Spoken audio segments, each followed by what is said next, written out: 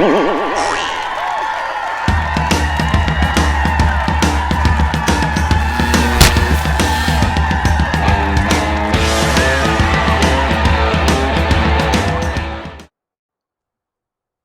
everybody. Welcome to another Comic Source Comic Boom collaboration. It's your 12 days of Spawnmas.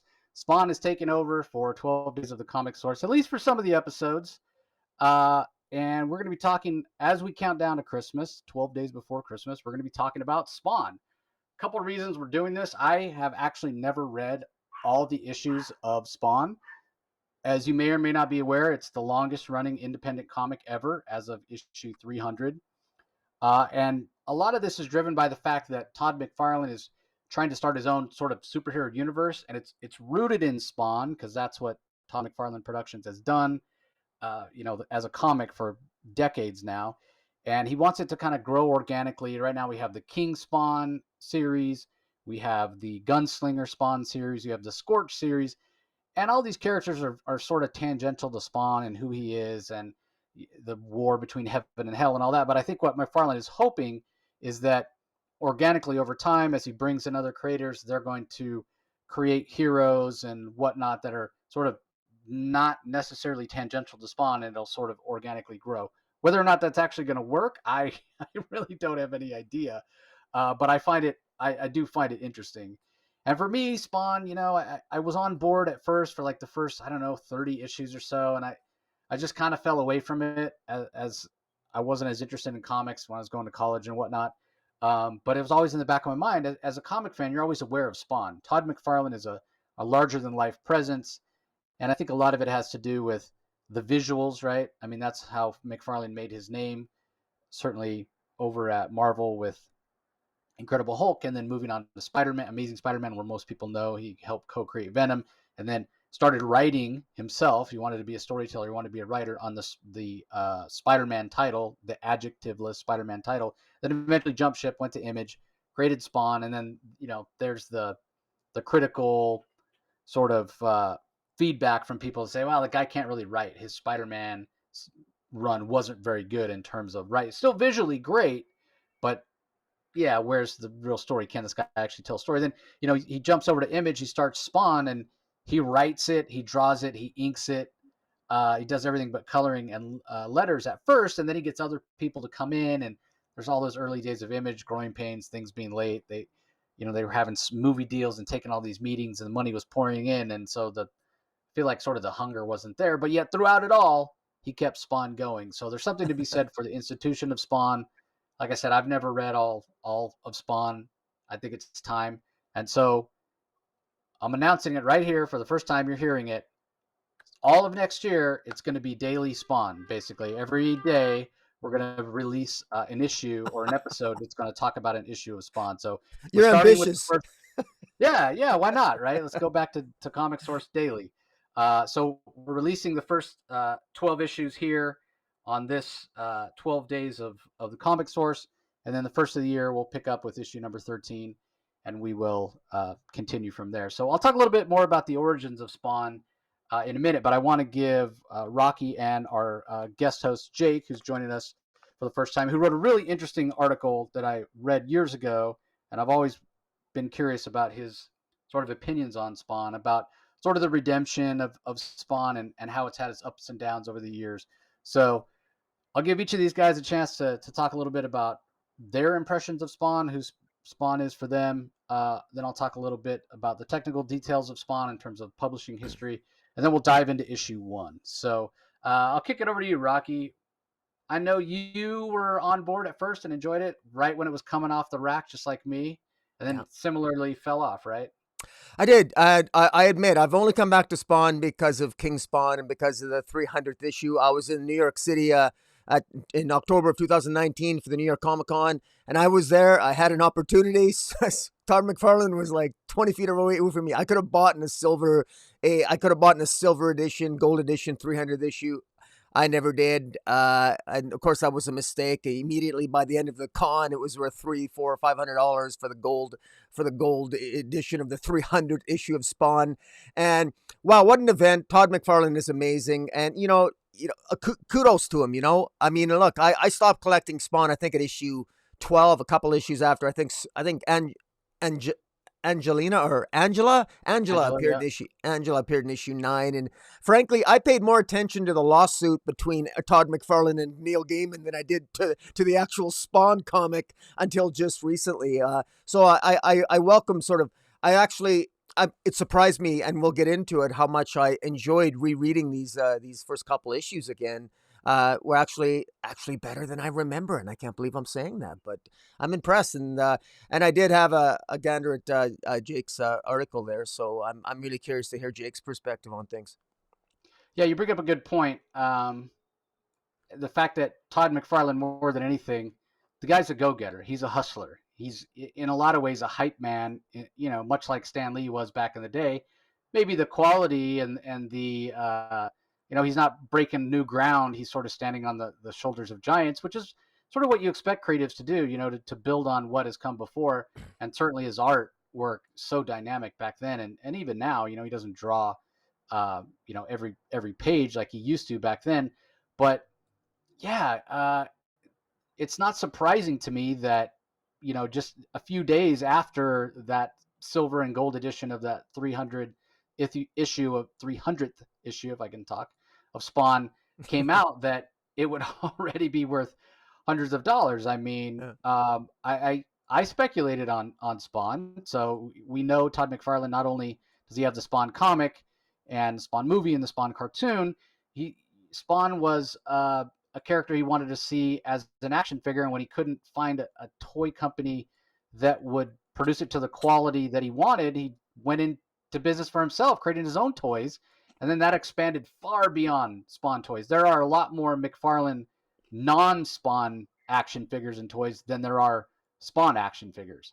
And so early in the pandemic, he had already been planning it, and maybe he wouldn't have had he known the pandemic was going to hit.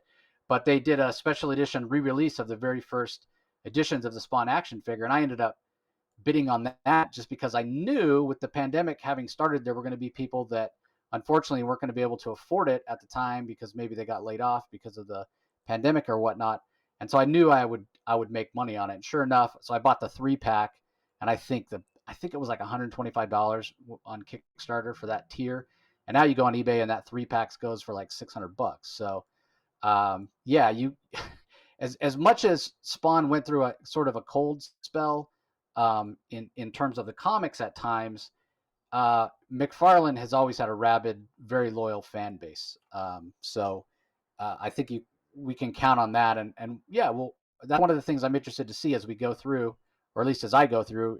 These guys may or may not join me for a particular issue here or there, but certainly I'm going to be here for every issue. And that's what I'm curious about. Like as the popularity of the Spawn comic ebbed and flowed, how was the quality? Like, was there a reason it was falling off? Was there a reason that people weren't buying it, or is it just the numbers are better now because it reached 300? It's a record breaking.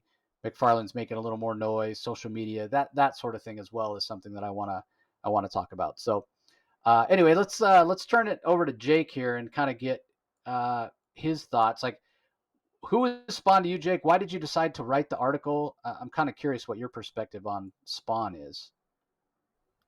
Okay, but first, let me properly introduce myself. My name is Jake Palermo. I'm a writer at the comic review website Monkeys Fighting Robots, which is where these guys found the article. I also Yep. run on my own blog called Gutternaut.net just to get it out there. As for why I wrote that piece on Spawn, well, partly because after Spawn's appearance in the recent Mortal Kombat video game, as well as a number of issues like the 300th one coming out, I thought I'd just dive into what made Spawn a good character, such an influential character. And although the stories behind a lot of behind the scenes were good, there were also I can also find a lot of reasons why people start to really like Spawn after a while. While the first initial issues were not exactly the best, if anything, the even just this issue of Spawn that on display is pretty much trying to imitate the success of The Dark Knight Returns in its pulpy feel to it. But there was also over time there came to be something about McFarlane's change in creative styles, not just in designs or presentation, but what people decided to take away from it.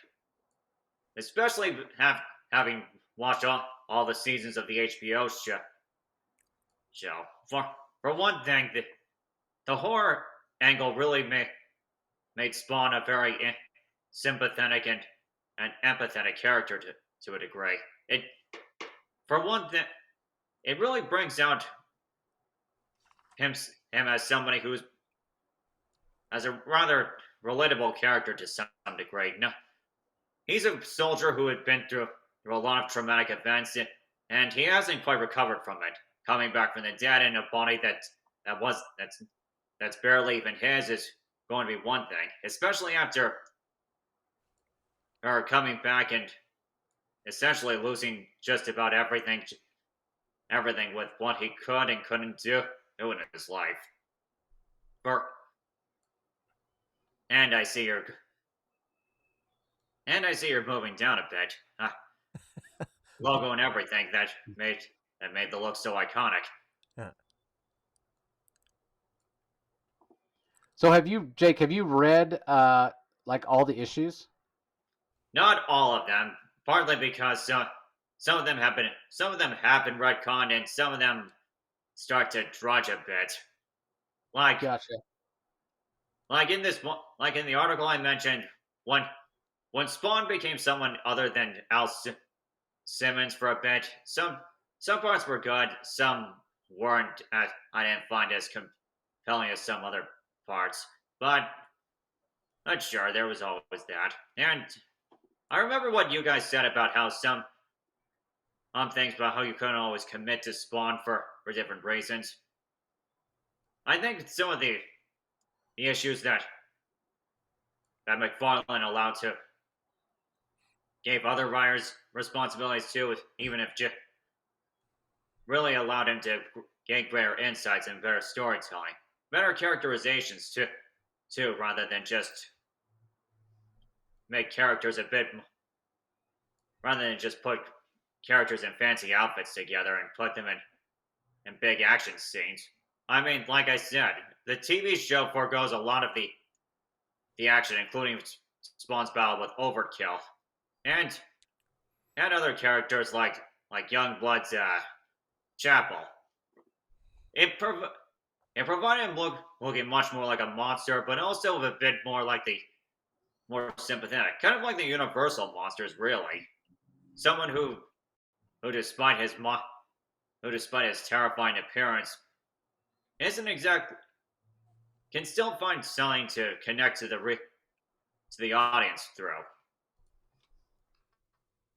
Yeah, that I think that's what's interesting. And again, we can talk about the success or the skill of Todd McFarlane as a writer.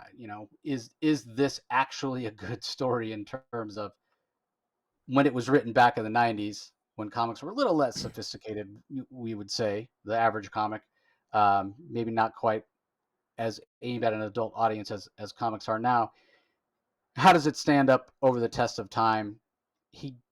McFarlane did lean into some pretty classic tropes, and I think for the most part, Spawn #1 works. Right, we're thrown in right in the middle of the story, like right to get into the first issue. It's narrated by Spawn himself.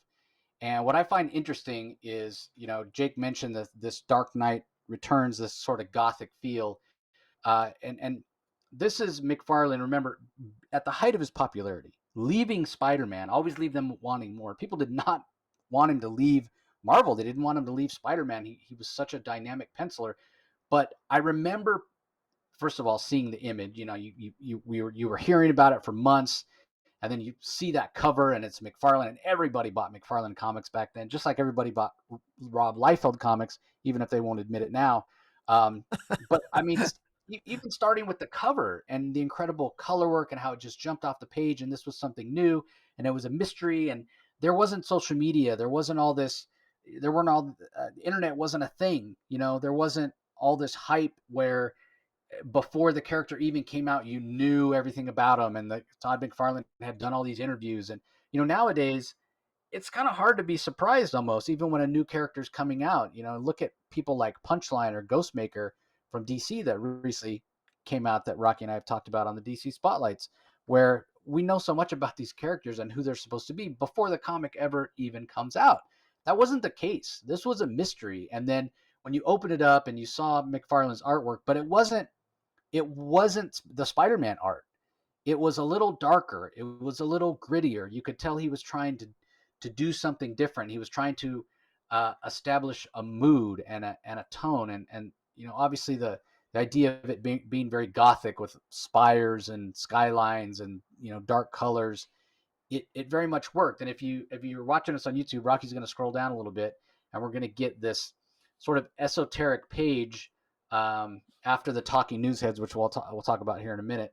That page right there, where you're getting these sort of flashbacks. And again, Spawn is narrating, but these, if you look at this particular page, and if you're following along with us with your own book, because you're just listening to the podcast, it's the 9-panel page where Jason Wynn is in the center panel up on the top. The center panel is the American flag.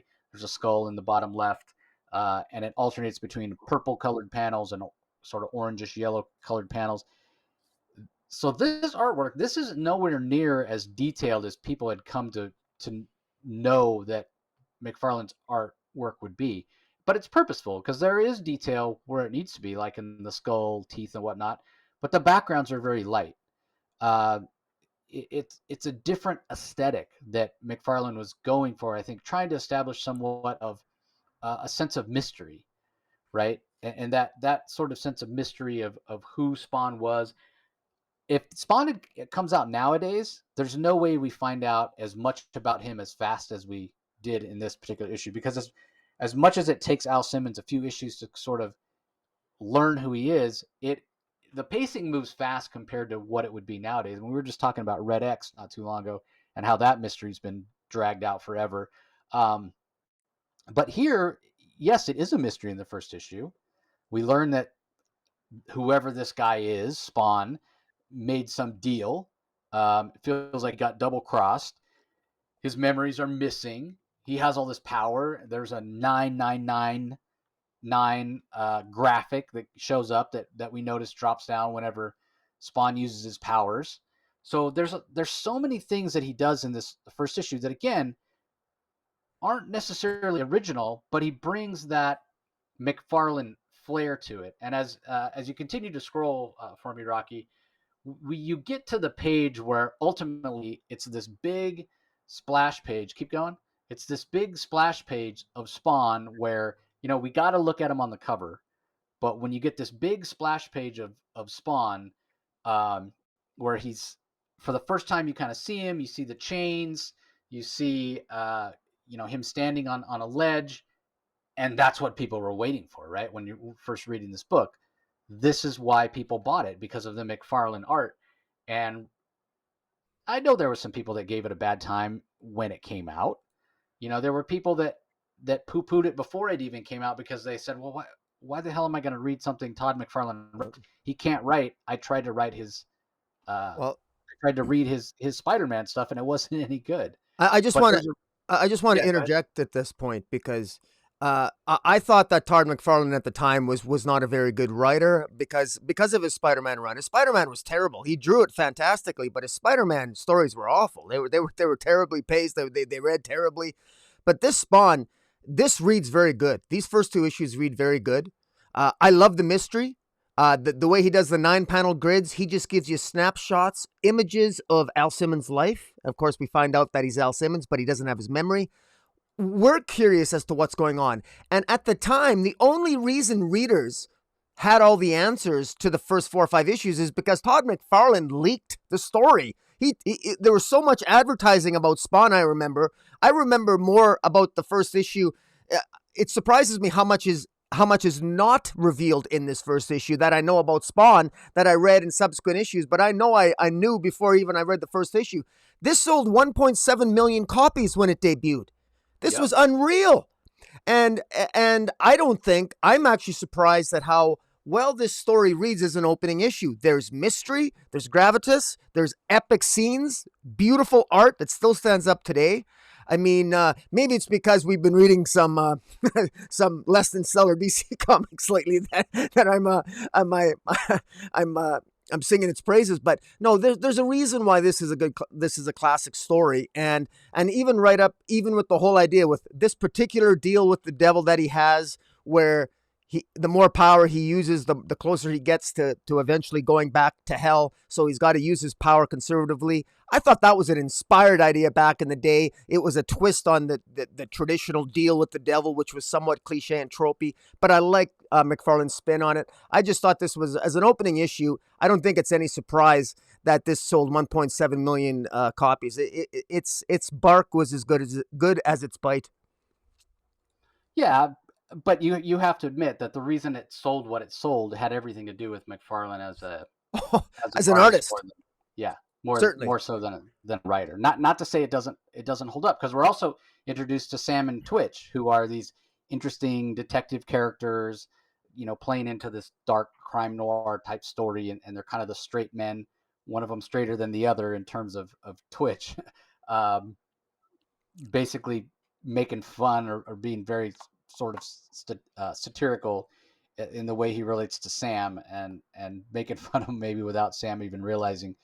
And then toward the end of the issue, we see that Al Simmons, despite him not knowing exactly who he is or what he did before, his instincts to do the right thing, to be a hero, to stand up for the little guy, are still there when he happens upon a woman who's being assaulted, about to be raped by this gang of thugs in New York, and Spawn takes matters into his own hands and beats the crap out of the hoods, and then has a bit of a memory flash, like he does throughout a lot of the early issues, where he remembers various things. And at this point, he remembers he traded his soul for the chance to come back to see his wife again. And then the issue finishes off with a bit of a time jump. So when we first saw the talking heads, which is more than anything, as much as the story stands up to the test of time, and the artwork certainly does, like Rocky said, this idea of these talking heads, one's a CNN reporter, one's kind of a local news reporter, and one works for entertainment television. I don't even know if McFarlane could get away with doing this now, referencing real news channels. But it is kind of funny, where we get, the CNN sort of hard news aspect of what's going on in the city. We get this local guy who's a bit of a, I don't know, an egotist. He comes across as almost Rush Limbaugh-like. And then we get the entertainment or fashion sort of take from entertainment television. But it was interesting way back in the day to do the 5-year time jump. We learn about Al Simmons' death through those little vignettes. It happened in '87, and then with this new or second talking head page from '92, we learn that it's been 5 years since Simmons came back. And again, he's remembering, hey, I had a wife. I loved her so much, I gave up my soul to come back and see her. But who's ever doing this and has given me these powers is obviously playing games, because he took away my memory. And Spawn also discovers, when he takes off his mask for the first time, that not only were his memories taken, but his identity. He looks at best like Hamburger. Like I guess like Ryan Reynolds in Deadpool is kind of similar to this look, where he looks like a burn victim. Not anyone his wife would recognize. And then at the end of the issue, on the final page, we see for the first time the guy who's behind it. We don't know his name at this point, but sort of the demon behind it, who's laughing because he's playing games. He gave Spawn this power, but clearly, what's the expression? You don't make a deal with the devil. And Al Simmons did just that. So you can look at it one of two ways. Like, man, how much do you have to love and worship your wife to make that deal with the devil to come back? But but in the end, why did you think it was ever going to work? So ultimately, Rocky's right. This does stand up incredibly well. I can't tell you how long it's been since I actually read this, but I definitely enjoyed reading it again. And I do, like Rocky said, 1.7 million. That was a lot back then in '92 when this came out. In terms of, it had been a while since any comics had sold a million. And the other part of it was because there were so many issues of this sold for the longest time, it didn't really have much value. I think as recently as maybe 15 years ago, you could pick up an issue of Spawn 1 for like $5.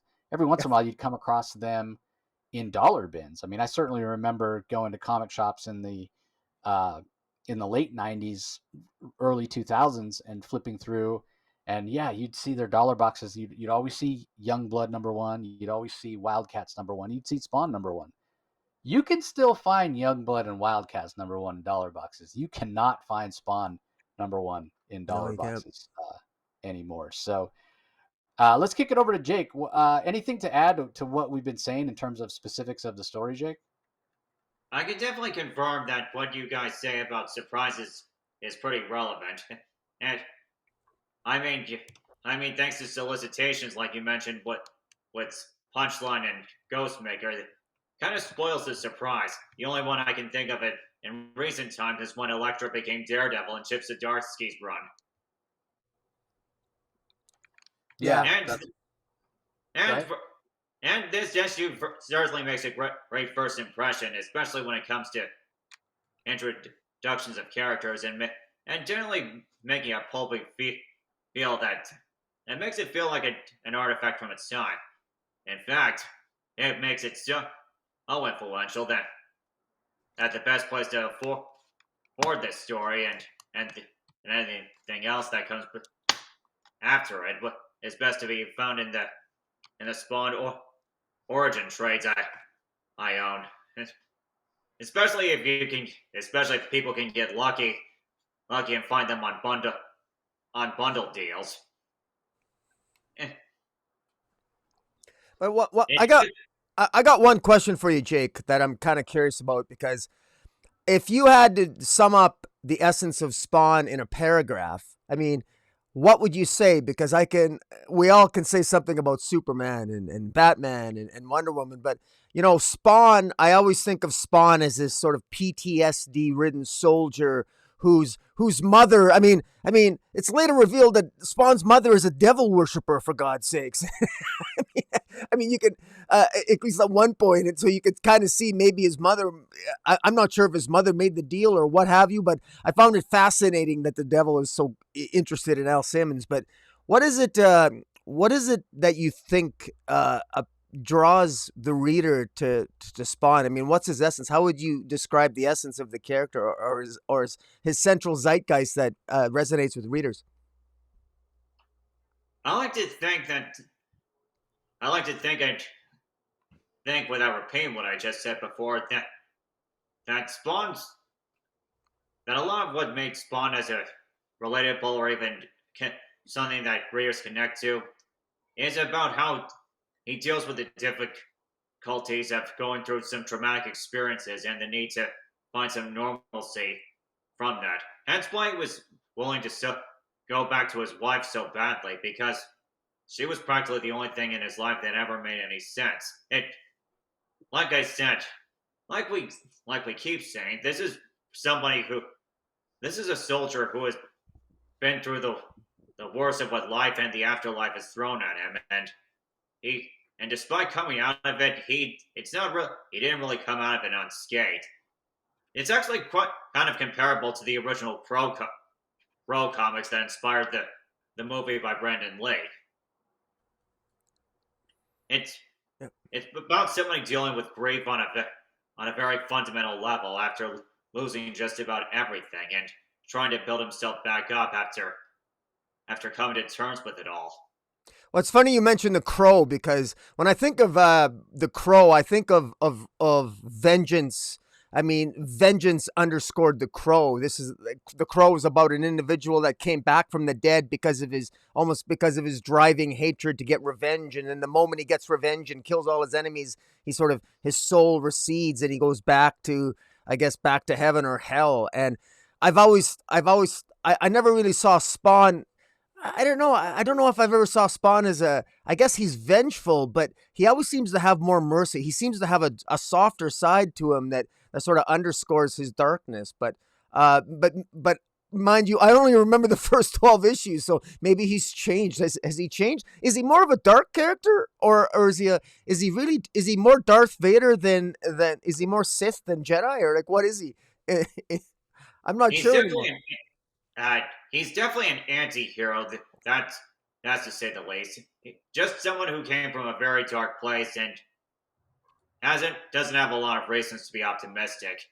But he wants to believe that there's still some good left in everything. Otherwise, well, what's the point of going through it all again? Yeah, true. Oh. Yeah, so 1.7 million for Spawn, number one, released in May of 1992. It topped the charts back then, and what's interesting is, Image was was technically the publishing house, but remember when they started, they didn't have infrastructure, so they actually were publishing through Malibu when they first started, which I always find to be interesting. So. Yeah, and from this popularity, like Jake mentioned, came a TV series on HBO that was an animated cartoon that was very much aimed at sort of an older audience. Eventually, we got the 1997 feature film starring Michael J. White. John Leguizamo played the Violator. There's not much controversy in terms of the critical reception of it. It sort of bombed. It didn't do well. And that's probably why it's taken so long for a reboot, which McFarlane is executive producing. That one's going to star Jamie Foxx and Jeremy Renner. So, I mean, he's been working on it for a long time, but they have not started filming yet, but hopefully someday. But like I said, McFarlane is definitely a hype guy. He's a hype train, and he's always hustled, and Spawn is his, number one property, and the toys and the other stuff, the peripheral stuff, has always kept Spawn sort of in the zeitgeist, even when the comic book wasn't selling really well. But again, part of the reason we're doing this is because I think that, at least from what I've read and going back and rereading this, and like Rocky intimated as well, there's a lot more to this than maybe people gave credit for back in the day. And maybe in a way, McFarlane was a sort of a victim of his own success in terms of just how popular he was for his artwork, right? Like in 92, when this came out, McFarlane was the guy. You could maybe make an argument for Jim Lee, but I remember, thinking back then, and Rocky, correct me if it was different where you were, but even back then, as much as people loved Jim Lee, McFarlane was just a little bit higher up on the mountain. Yeah, in my area, he was too. Yeah, yeah, he was the guy, right? So when you have those sort of expectations of, hey, you are the best artist, were the expectations too high? Were for his writing skills? Like, did people? You can't really expect somebody to be, just because he's the best comic artist, most popular. Not necessarily the same two things, but the most popular writer that was doing these dynamic things. That doesn't necessarily mean that he can just pick up a pencil and start writing stories that are going to be fantastic as well. There's a learning curve there. It's a skill also, and McFarlane hadn't spent decades honing that skill the way that he had his artwork. Yeah, I think it's worth noting. I got the full collection of the first Spawn compendium digital, and there's a quote from Todd McFarlane that he gave in about 2 years after Spawn. He had created Spawn, and he basically admitted that he knows what the ending of Spawn is. He says, I know how the story of Spawn ends, but the quote is such that he said that, I hope I never have to tell that story. So he always had an ending to the Spawn story, but he hoped he never had to tell it because he wanted Spawn to end up like Superman and Batman and be a mythology that never ends. And so, because, to become a creature of our folklore, so to speak. And that's exactly what Spawn's become. And so I find it ironic that whatever that story is that Todd McFarlane had for the actual ending of Al Simmons, how this story ends, tragic or otherwise, I guess he'll never have to tell it because Spawn has in fact reached the popularity that he always dreamed of as a young boy when he created that first image of Spawn in 1977. So it's good. It's a good story. It's a good success story. Yeah, for sure. So, well, any last thoughts, Jake, as we wind up this first episode of 12 Days of Spawnmas? Well, just us that this I could for a start. I guess it might be true that going forward that some things will get fatigued later. Hence why some people start to lose interest in this series after a while. Yeah, it's a good point. You wonder how much of one thing is too much, even when it's McFarlane art, and then certainly we talked about how it fell off at times here or there in terms of circulation. You got to remember McFarlane was doing a lot of other stuff. Like I said, Image Comics was bursting onto the scene, and they had so many opportunities, Hollywood and toys and merchandise and whatnot, that they didn't really have all the time to spend at the drawing board. And so, ultimately, as a business person, what you're always trying to do is generate passive income, right? Like that's the way to do it. You own something. It's the same concept of owning like commercial real estate. You own the real estate, but you don't have to manage it on a day-to-day basis. People pay their rent and it's passive income. You're not actually working toward it. But the thing is, the reason that Spawn #1 sold 1.7 million copies is because people were buying McFarlane art, and when McFarlane's not drawing it anymore, maybe some people were happy he wasn't writing anymore, but now he's not writing it or drawing it. It's like, what am I paying for?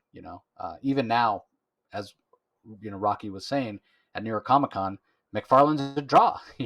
People line up. People will pay money to have his autograph, to have a chance to talk to him, have him sign their books and whatnot. So when you take that draw away, especially for older fans who may have nostalgia, you may be missing out. You may lose out on sales numbers and whatnot. So anyway, as we're wrapping up here, Rocky, anything else to add? No, I got a new respect for Todd McFarlane. I don't remember the writing being as good, this good. And I don't mean to say it's exceptional, but I'm just saying this actually feels very entertaining to me. Like it doesn't feel necessarily all that tropey, and the art's fantastic. I enjoyed it. This was a really nice trip down nostalgia lane for me, and I'm glad. What a wonderful way to start off the 12 days of Spawnmas, man. Thanks for having me on. Yeah, fantastic. Well, everybody, thanks for joining us. As always, we appreciate the support.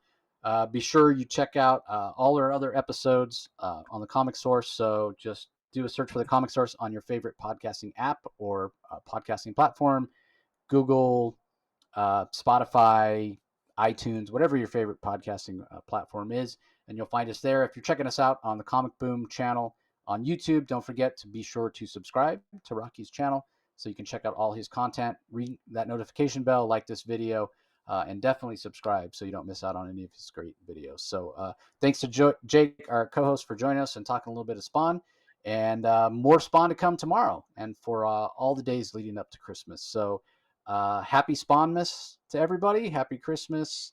Merry New Year. Hope everyone's having a joyous time and getting to spend time with family. And be sure you tune in tomorrow for more Spawns. So thanks for listening and checking us out as always, and we'll talk to you next time.